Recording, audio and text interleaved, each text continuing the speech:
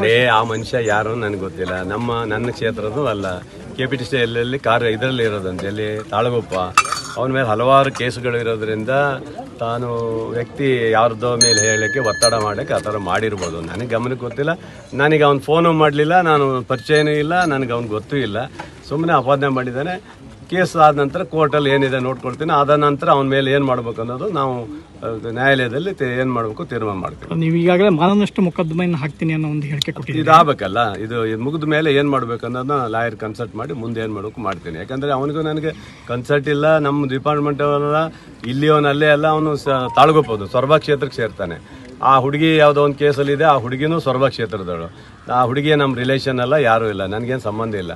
ಇದಕ್ಕೆ ಸುಮ್ಮನೆ ಆಪಾದನೆ ಮಾಡಿದ್ದಾನೆ ಅಥವಾ ಯಾರು ಬೇರೆ ಮಾಡಿದ್ದಕ್ಕೆ ಶಾಸಕರ ಕಡೆ ಅಂದಿದ್ದಾನೋ ಗೊತ್ತಿಲ್ಲ. ಒಟ್ಟು ನನಗೇನು ಯಾವುದೇ ಅದ್ರ ಬಗ್ಗೆ ಮಾಹಿತಿ ಬಂದಿಲ್ಲ.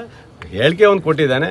ಇವತ್ತು ನಮ್ಮ DSPಗಳು ಅದೇ ಸಂಬಂಧಪಟ್ಟವ್ರು ಏನಿದೆ ಅವನ ಮೇಲೆ ಏನು ಕೇಸ್ ಇದೆ, ಅವನು ಹುಡುಗಿ ಮನೆ ಹೋಗಿ ಗಾಂಜಾ ಬಿಸಾಕಿ ಅಲ್ಲಿ ಸಿಕ್ಕಾಕಿ ಬಿದ್ದಾನಕ್ಕೆ CCTVಯಲ್ಲಿ ಸಿಕ್ಕಾಕೊಂಡಿದ್ದಾನೆ.